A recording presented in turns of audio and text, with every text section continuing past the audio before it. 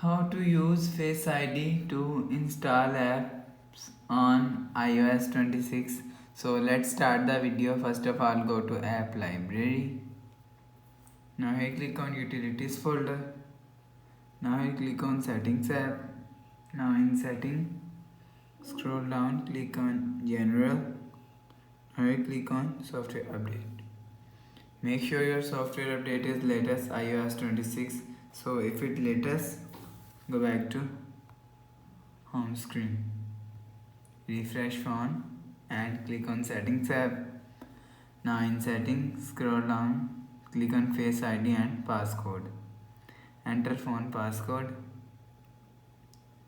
So if you want to use face ID to install apps, so turn on this button. So after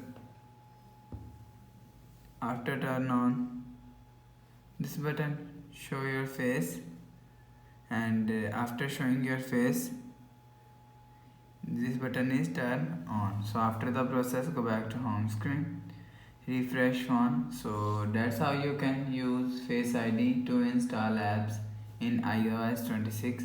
Hope so you like the video. Thanks for watching.